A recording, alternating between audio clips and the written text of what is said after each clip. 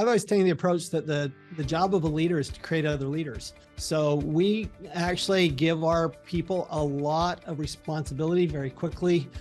We believe in you trust and you verify. So it's trust and verify. It's not trust but verify. You have to do both. And you do have to trust them and give them some free rein. I found that we tend to develop leaders faster than their previous companies were developing them. And I think that's really the key to our growth, is just being able to develop leaders much, much quicker because we give them more responsibility. Welcome to Grow Think Tank. This is the one and only place where you will get insight from the founders and the CEOs of the fastest growing privately held companies. I am the host. My name is Gene Hammett. I help leaders and their teams navigate the defining moments of their growth. Are you ready to grow? Every leader knows that employees need to be able to think through problems. If you want employees to solve things for your business, solve them quickly, you got to give them the space to think. Giving employees the space to think looks a lot like you not answering your first thoughts, but you giving them a chance to come up with their own ideas. There's a lot of techniques around this, but our special guest today is the CEO and founder of WealthAbility. They were on the Inc. list this past year. They'll make it again this next year. And we talk about, some of the real aspects of getting employees to think differently and give employees space to think. And all of that inside this episode. One of the stories I like about most is about him giving a TED Talk where he invited his employees to see it. Inside this interview, toward the end, you will see exactly the benefit of that. But it really is a powerful story about giving employees space to think. And I wanted to make sure that you get to stay with us until the end, because you'll get a lot out of that one little element if you really want to be a more powerful leader. My job is to help you and your team grow beyond where you believe is possible. As an executive coach for the last 10 years, I've been really focused on getting people to think differently and see differently so that they can act differently. And this has been deep-rooted changes inside of this that allowed them to grow their companies faster, be better leaders, and even empower their team in different ways. Now, one of the things that you probably are wrestling with is the attracting talent and retaining talent in today's job market. Well, if those are any of an issue for you, then you want to make sure you go to a free training that we have that will help you become the leader that empowers them so that you are retaining talent and you are able to attract the right talent to your business. Just go to genehammett.com/training. You will be able to access it completely for free. It's only about a 4-minute training. I know you think there's not much in there, but you will be able to see the core skills that are necessary for people to be better leaders and exactly what you want to be able to include and how you get them to change their behaviors, because that's the key. Just go to genehammett.com/training. Now, here's the interview with Tom. Tom, how are you? Good. How are you, Gene? Fantastic. We're going to have a great podcast episode. We're going to talk about all things leadership, specifically around allowing employees to think differently. Before we dive into this, tell us about your company, WealthAbility. So WealthAbility, we're an education company, particularly in the tax area. We teach people how to make more money while paying less taxes. And we run a network of 60 CPA firms around the US and Canada. Well, I know you've been on podcasts before. Glad that you had a chance to share with us, not necessarily about the business side of what you're doing, but about leadership. But before we jump into that, I always like to know, what is it you wish entrepreneurs knew about tax strategy that they just don't seem to know in this current age? What I'd like them to know is that the tax law is really a series of incentives, that the tax law is very much in favor of business, and that you don't have to be a big business to take advantage of the incentives. You can actually be a small business and take equal advantage. So small business owners frequently pay as high as 60% in tax, and they could be paying as low as 20% or less. And that money can be used to fund growth in your business. So the taxes you don't pay, this isn't something that I find entrepreneurs are taking that money and going on trips to Europe. What they're doing is they're taking the money and putting it back in their business. It's a source of capital, and that's why the government gives these incentives.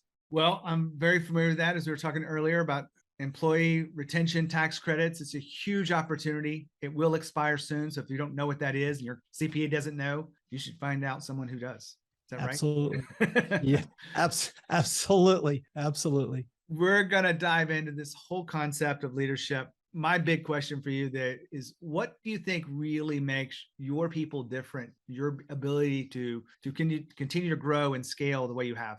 I've always taken the approach that the job of a leader is to create other leaders. So we actually give our people a lot of responsibility very quickly.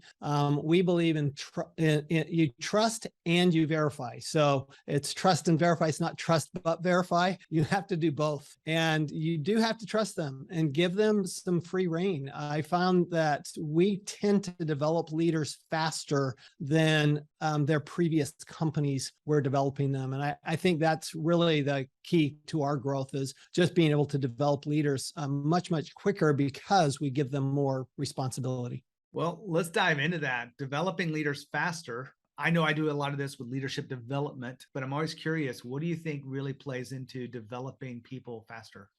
I think people want more responsibility. And actually, I think the people you want on your team probably want more responsibility. And rather than just keep these tight controls and tell them how to do everything, I always focus on, here's what I want done.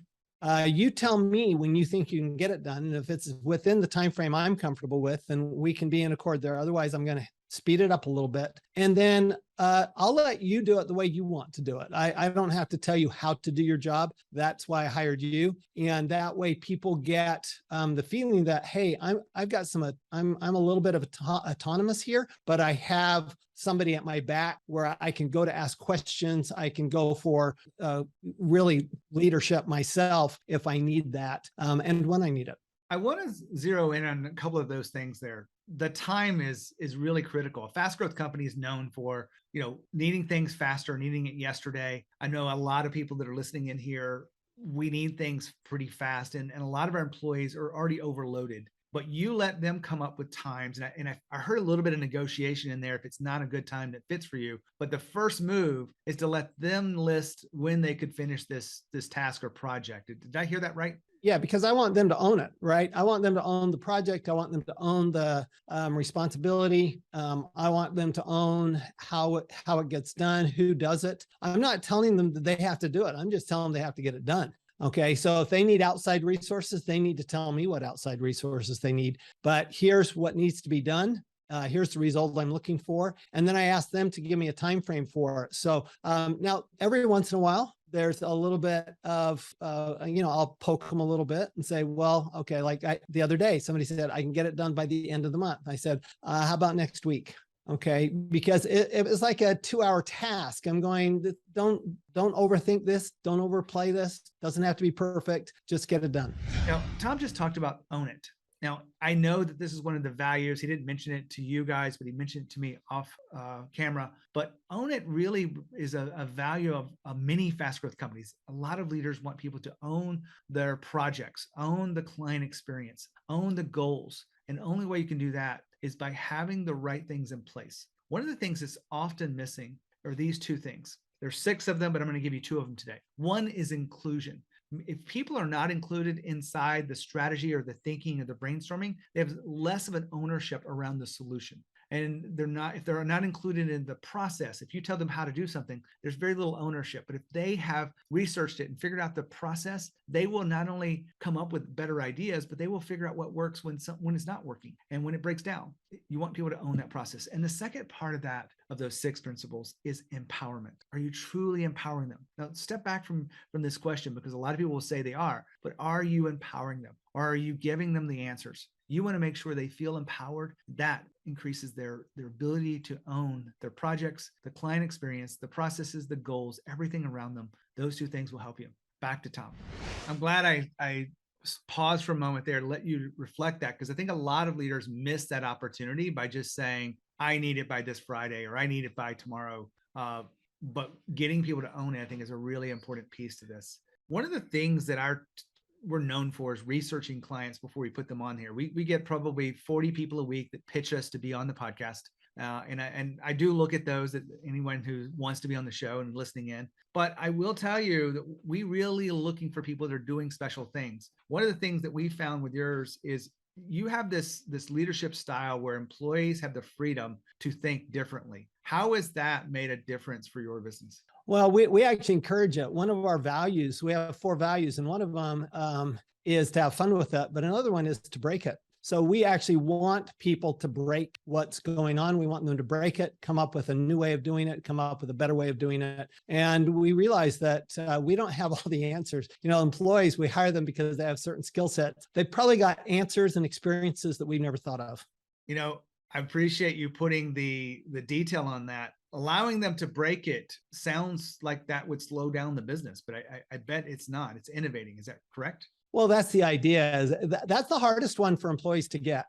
For an entrepreneur, that's all we do all day is we break it, right? That's what we're doing. We're breaking something that is working one way, but we go, wow, it could work a lot better. We just need to break it first, and then we'll put it back together, in a better way. That's what we do as entrepreneurs. Employees tend to think about, kind of they're very process driven, and so to get them to be entrepreneurial, which we want every employee to really own their job, own their position, own what they do. We have to give them the freedom to say, it's okay to make mistakes as long as you don't hide them from us. And it's okay to do things that nobody else has thought of. That's what we're looking for. I've talked a lot, been on stages as a paid speaker talking about entrepreneurialism inside the company. And I think a lot of leaders are afraid of it. They're afraid that they might be encouraged to go out on their own. But here's the reality. There's very few people that have the courage and the tenacity to go out on their own, probably like you and me, Tom. But you encourage people to be like entrepreneurs and think like entrepreneurs. What impact is that having inside your business? Well, it creates a much better team atmosphere, right? Because business is a team sport. It's not an individual sport in the first place. Now, to say that people will go off, yeah, we've actually launched more CPA firms out of our company than probably anybody else. I'll bet over the years, we've launched over 100 CPA firms. And so they did. They went on their own. They said, Tom, thanks for teaching me how to do it. I'm going to do it myself. I'm going, great. That means that we have more people doing things the way they ought to be done. We're changing a profession. We're not just making money for, a few owners. Tom just mentioned that they have a really interesting thing in their CPA firm. They've created a lot of other CPA firms. And a lot of people would think that was a failure. But in fact, the way he looks at this is it's really a positive. There's other people out there in their market that they can work with, partners. They have this close relationship. And they think of them differently than what most people think of ex-employees. I've had someone on the guest before, and I forget who it is, but the concept is something that we really want you to think through. If you have an employee that's leaving, are they just an ex-employee or are they alumni? We're alumni from the places we went to school at, whether it be high school or college. And that means something for most of us. And so I think that you should create a place that people feel like they're an alumni when they leave. They're part of something special. They're part of the family in some way still. That will help you create the kind of culture that you want, but also help you attract talent, help you retain talent when you need to. Back to Tom. Thinking differently probably shows up in a lot of different places across the business. When you think about employees thinking differently, can you think of a time when you were really kind of like, oh, we solved a problem that either you didn't know you had or a problem that was kind of got you stuck? Well, you know what? Yeah. For example, one of our big issues has been quality control. We have 60 CPA firms, and how do you create quality control there? And we're going, well, what if, I'm sitting down with my sales team, and the sales team's going, well, if we had a little software that actually could help us with our sales, that would really help. And I'm going, well, if we use software for that, why couldn't we use software for all of our clients? Why couldn't we use software for all of our CPA firms and just develop our own software? And that's what we've done, and completely changes the ability to control the quality of what's going on across 60 CPA firms. Is this the software you use to put together tax returns and manage? No, this is software we use for wealth and developing wealth and tax strategies for our clients. And we literally walk them through a process that is proprietary, something that we came up with. But now we have it in a software, in a proprietary software. So now we can see the documentations, we can see what the CPAs are doing, and then we can help them out if they start to struggle. I want to switch gears here for a moment, Tom. you've been a leader for many years. You've had multiple companies. You've got another company that's about to make the list for 2022. But WealthAbility has been really successful for you and spunning off all this. What's the one leadership lesson you had to learn the hard way? Like, is there a time back and you could share with us something that you maybe thought differently and had to change the way you think? Yeah, absolutely. There's no such thing as hands-off leadership. You can have hands-off ownership, but you can't have hands-off leadership. And we learned this the hard way. We went hands-off, and the leaders who were doing it went completely off our mission. And we ended up actually selling that part of the company to them because we couldn't correct that path. So instead, what we did was we just started new and say, okay, we're going to do it our way. And I don't let, I don't vacate that leadership position. I'm the visionary. I'm the key here, and I'm not going to vacate it until I'm dead. So looks like you enjoy your work as much as I do, Tom. I love it. I do. I love it. I love the tax law. I love educating. I've been an educator. Really, most of my life has been in the educational sphere. I even spent 3 years in Ernst & Young's National Tax Office educating other CPAs, and we educate our CPAs. And it's a blast because it's just like you do. You see when you see people change and you see their whole thought process change, I get that aha moment. That's pretty sweet. Tom, we've been talking about employees that think differently. What else do we need to make sure that we put a spotlight on so that our audience really understands that the power of having employees that don't just do A, B, C, and that's it, go home at the end of the day?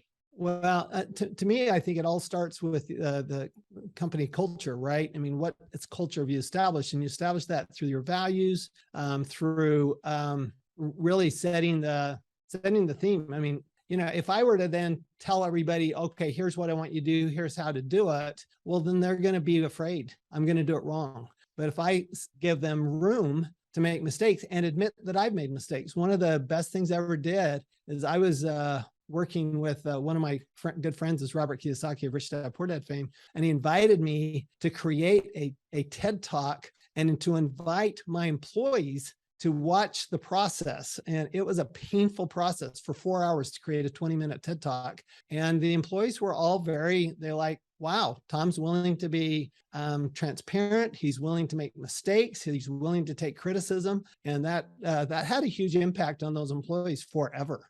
Really interesting concept, being able to watch your boss go through something that's difficult. Because I know I've been a speaker before, and the TED Talk format is one of the hardest out there for anyone. It's really easy to do a 60-minute talk or 45 minute even, but as you get shorter and shorter, you have to make it really sharp. You have to get their attention. You have to you're cutting out stories that you feel like would be really helpful. And I'm sure you went through that too, as you were building this talk in front of them.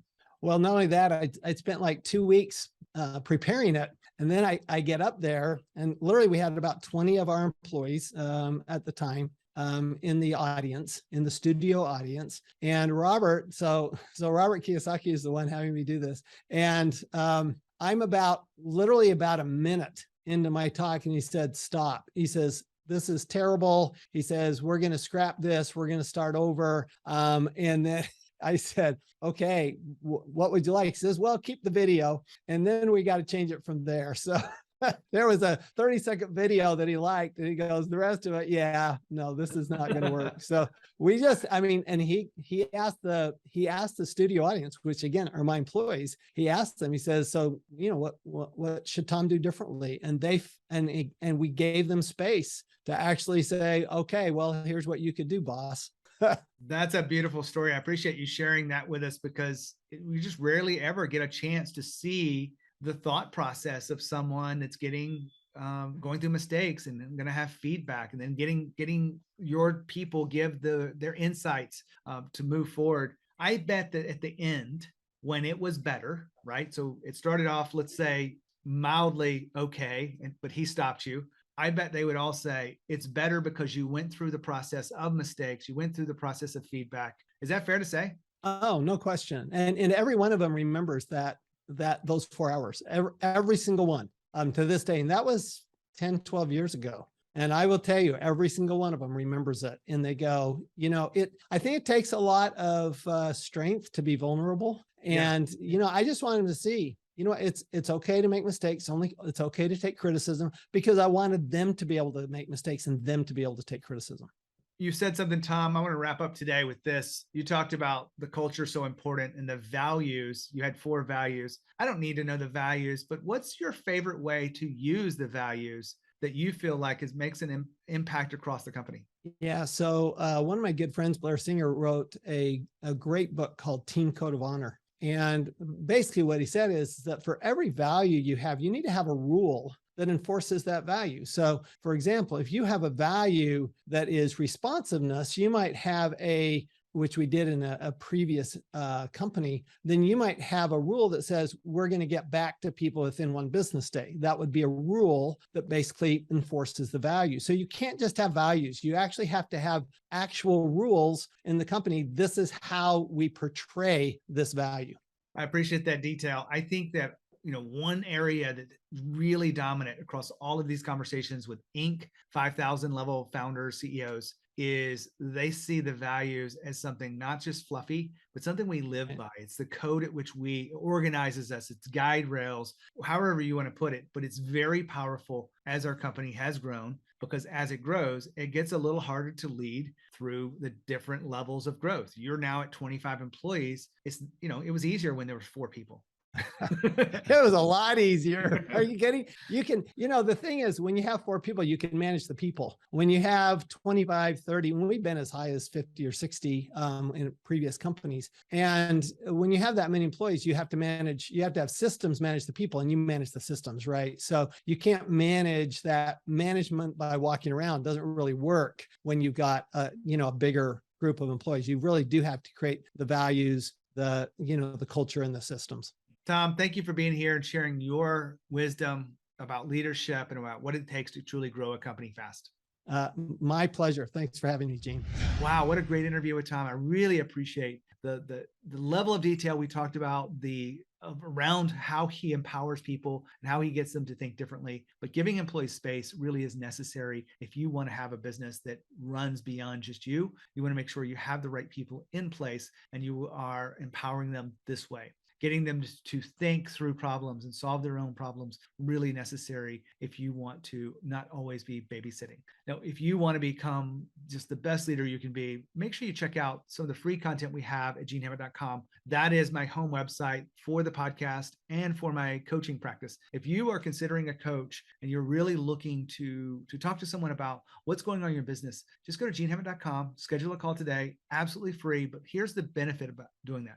Over 10 years, I've learned what's working and what's not working inside of businesses, and I can see it very quickly. Many of the things you don't even see for yourself. If you're willing to hold yourself to that level of scrutiny and that real level of introspection, then all you have to do is go to genehammett.com and schedule a call. You'll talk about your business, your leadership, and you'll get a plan. If you want to execute that plan all by yourself, go for it. If you want me to help you or my team to help you in some way, I'd love to really make an impact in your business. As always, when you think of leadership and you think of culture, think of Growth Think Tank. Lead with courage. We'll see you next time.